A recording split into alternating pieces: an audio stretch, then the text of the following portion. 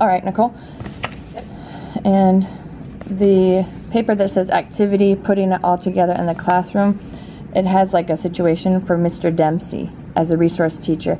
But before I like go over that quick 10 problems basically in his classroom and how we can make rules out of it or accommodate that with some structure, there was an example of proactive rules like you were saying, and then there was a bad example of rules. And I'm looking for the bad example real quick. The bad example, which looks short and simple, like it starts with the word be, respect, be responsible, pay attention, be ready to learn, respect others' rights, which would be like not hitting, but it doesn't say how. Right. And it looks good though, like it looks like, you know, almost like a slogan. But the other ones that say are proactive are, number 1, to keep the rules to 5 or less rules and make them specific. And then, like you said, keep the wording positive. So I always say, just like lifeguards or in the museum, when you tell a kid walk, but usually they say don't run.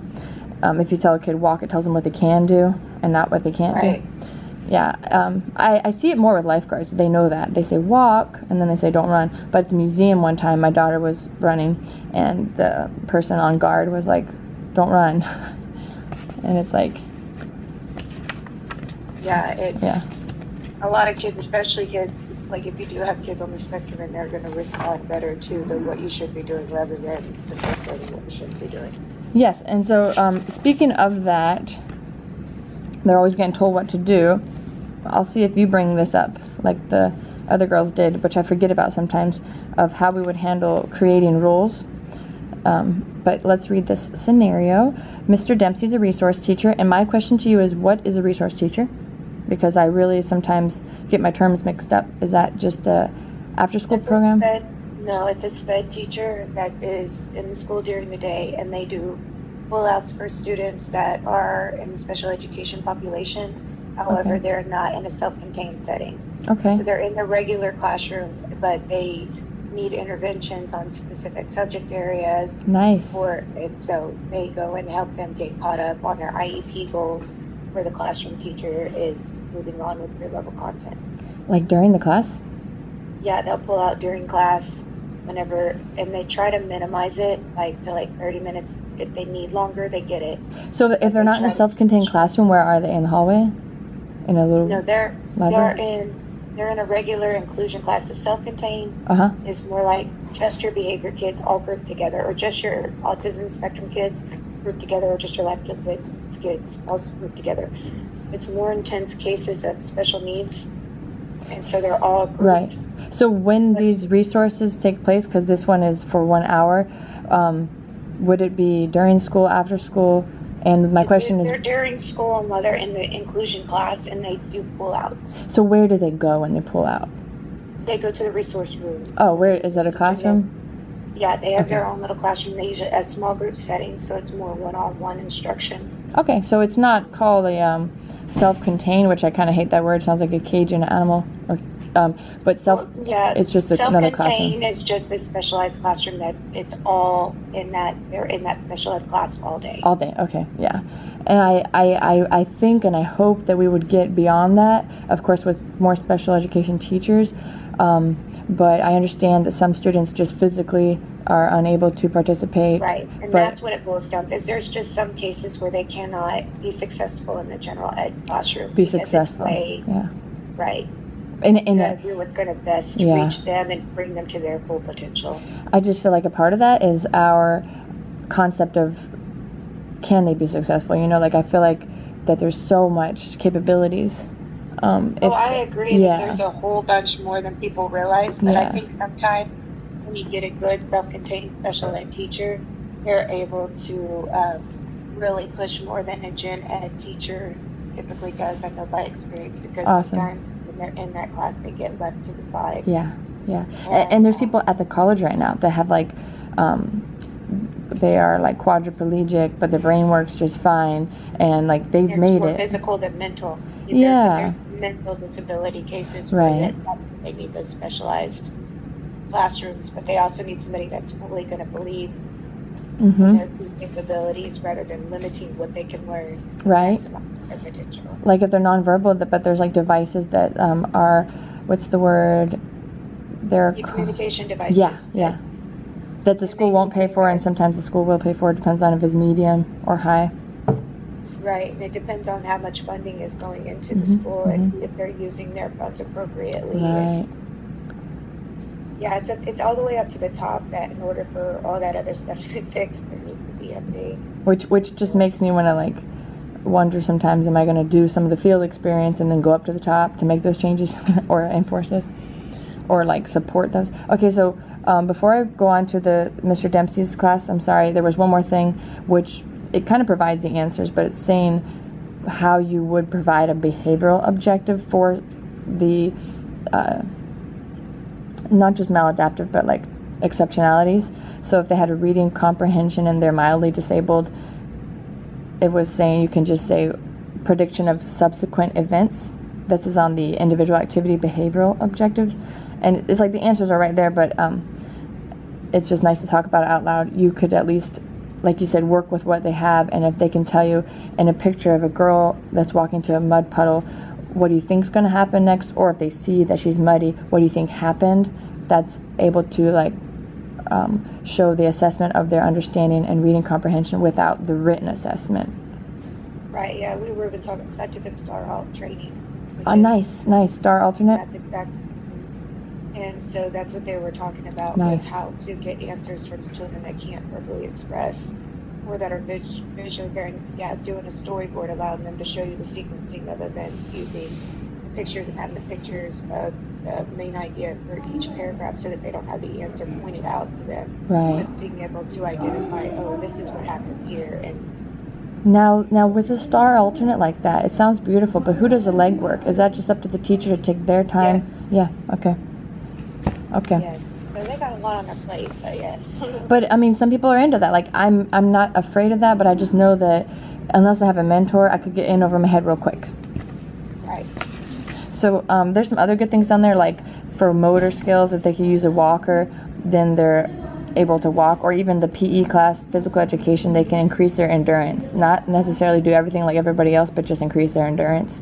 Yeah, just growth. Yeah, growth. Okay, so this classroom, this is our last activity, is simply, I'll read two things to you, and we'll get through, not all of them maybe, but as many as we can. So I'll read two things to you, and then you tell me like how that can be basically fixed with a structured rule, or how you might implement rules in general. And if we get through them all, then we can say these are our 5 rules that would take care of these 10 issues, okay?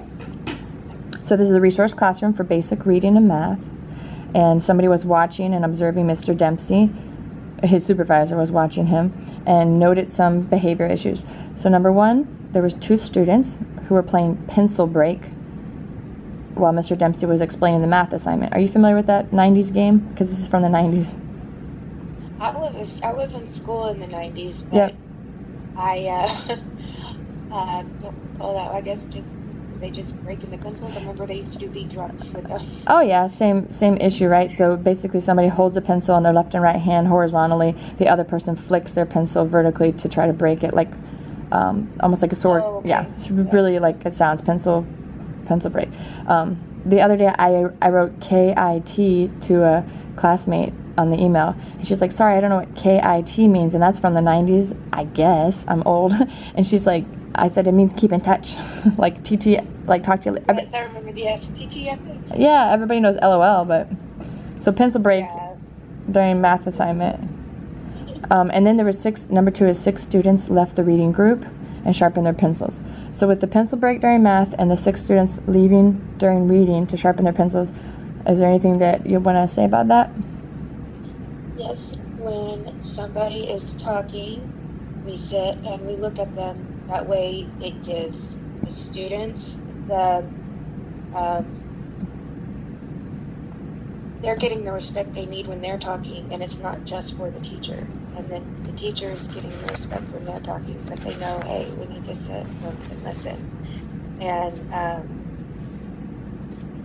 that way it's not negative, but it's also addressing an issue before it happens. But it ensures that every student that is in that group and it's the respect they need as well as a teacher.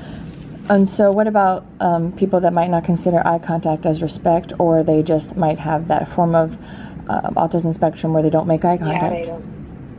Yeah, they don't. Always sit and listen. Yeah, that's...